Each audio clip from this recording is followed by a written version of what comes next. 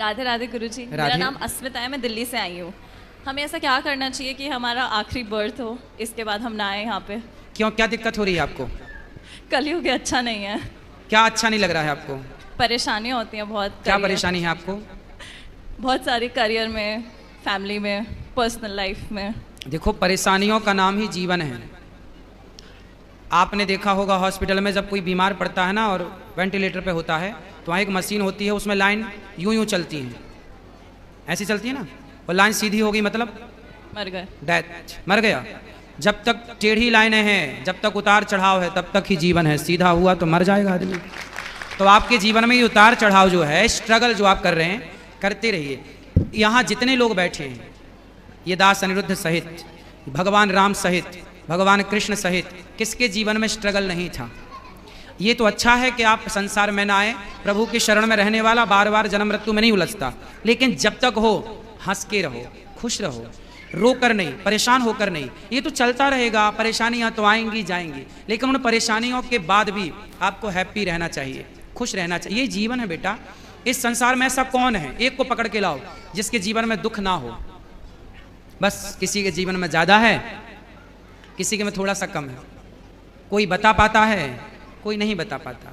बाकियों को देख के ऐसा लगता है कि उनके जीवन में दुख नहीं है, ज़्यादा मेरे में है। ना ना, आपका चलो क्या दुख है बताओ। अच्छा, कुछ कुछ कुछ बता दो। मतलब मैं बहुत कुछ करियर वाइज करना चाहती हूँ, वो हो नहीं रहा। ये दुख है। अरे किसी के घर में तबीयत खराब हो जाती है, या फिर ऐसे लोगों को देखो जिनके दोनों हाथ कट चुके हैं। जरा सोचो कि जिसके दोनों हाथ नहीं हैं और उसके घर में करने वाला कोई नहीं है और उसे प्यास लगी हो, वो पानी कैसे पीता होगा? कभी आपने सोचा है? मैंने ऐसे लोगों को भी देखा है जिनके दोनों पांव और दोनों हाथ नहीं हैं। आप बताओ कि उसे प्यास लगती होगी तो वो डिपेंड होता होगा ना दूसरों पर, भैया जरा हमें पानी पिला दो, भैया भूख लगे, कुछ खा नहीं सकता। तो दुखी तो वो है बेटा। तुम अपने हाथ से खा रही हो, तुम अपने पाँव पे चल रही हो, तुम अपनी आंखों से देख रही हो, तुम अपने कानों से सुन रही हो, तुम अपने मुंह से बोल रही हो। आपके जैसा सुखी संसार में कोई नहीं है। दुखी तो वो है जो एक शब्द भी नहीं बोल पा रहे हैं, बेचारे गूंगे हैं। दुखी तो वो है जो एक कदम भी नहीं चल पा रहे हैं, बेचारे लंगड़े हैं। दुखी तो वो हैं जो एक शब्द भी नहीं सुन पा रहे हैं, बेचारे बहरे हैं। क्यों नहीं हम उन लोगों को देखते? हम क्यों अपने को ही हल्का मानते हैं? क्यों हम अपने को छोटा कहते हैं? ईश्वर ने हमें बहुत बड़ा बनाया है बेटा। पॉजिटिव क्यों नहीं सोचना? अच्छा भी तो एक एंगल हो सकता है, ये भी एक पहलू है आपके नज़रिए का। इसलिए आप ये कहते हैं कि मैं बहुत दुखी हूँ। नहीं, आप इस संसार में सबसे सुखी हैं। और लोगों को देखो जो घिसट रहे। आप तो चप्पल पाँव में पहनती हैं, कुछ लोग तो हाथ में चप्पल पहन के घिसटते हैं, नहीं देखा आपने? फिर आप कितने सुखी हैं। ईश्वर का धन्यवाद दीजिए कि विधाता आपने हमें इतना सुख दिया है, उसके लिए थैंक यू। ठीक है, थैंक यू। अब बताओ कि आप सुखी हो कि दुखी हो? मैं सुखी हूँ, ये मुझे पता है। बस ऐसा है कि अब थक गए लाइफ से। फिर भी शिकायत? शायद से, मतलब ह्यूमन नेचर होती है कि ना। हाँ बेटा हमेशा देखो, खुश नहीं रहते। यदि शिकायतें करने बैठेंगे तो सबकी शिकायतें हैं।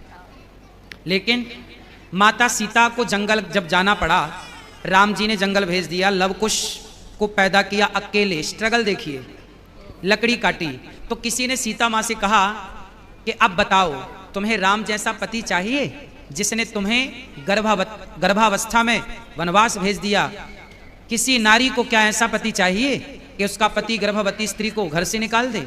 तब सीता माँ ने कहा, बहन जब जब मेरा जन्म हो तब तब मुझे राम ही पति के रूप में प्राप्त हो। लोगों ने कहा कि तुम्हारा इतना कष्ट देने वाला राम तुम फिर से पति रूप में चाहती हो? सीता माँ ने कहा, कष्ट मुझे मिला, ये तो आप लोग मेरा कष्ट जरा सा देख रहे हैं। जो मुझे सुख मिला है राम को पाकर, जो सम्मान मिला है राम को पाकर, उस सम्मान उस सुख के आगे ये दुख तो कुछ भी नहीं है। इसलिए मैं राम के उस सम्मान, आज जहां राम खड़े होते हैं वहां माता सीता खड़ी होती हैं। तो मैं राम जैसा पति क्यों ना चाहूं? मुझे जरा सा दुख मिल गया तो क्या मैं उस जरा से दुख के कारण अपने राम को छोड़ दूं? ना बेटा, जिस राम ने हमें इतना सुख दिया है, यदि जरा सा कोई बात नहीं, तुम्हारी माँ इतना लाड़ करती है और एक थप्पड़ मार दे गाल में, इसके लिए हम माँ को दुश्मन तो नहीं मानने लगते ना। बस ईश्वर ने इतना सुख दिया, जरा सा दुख भी हो तो ईश्वर का प्रसाद मान के उसे ग्रहण करना चाहिए, थैंक यू कहना चाहिए ईश्वर को। तुम्हारी माँ ने बचपन में तुम्हें कभी मारा नहीं एक थप्पड़, इसलिए तुम्हें थप्पड़ का एहसास नहीं है बेटा। ईश्वर के थप्पड़ का एहसास भी काश होता आपको। ये मेरी बहन है, ये बहुत पिटी है, तो मैं कम पिटी हूँ घर में। कम पिटी हो मतलब पिटी तो हो? बहुत कम, हाँ। चलो अच्छा है। माँ जब आपको मारती है, अच्छा इनको मारती थी माँ, तो क्या इनकी दुश्मन है इनकी माँ? नहीं नहीं, फिर इनके भले के लिए। ऐसे ही है, ईश्वर यदि हमें थोड़ा दंड भी देते हैं, दुख भी देते हैं, तो वो हमारी भलाई होती है। तेरे फूलों से भी प्यार, तेरे कांटों से भी प्यार। Thank you. खुश रहिए।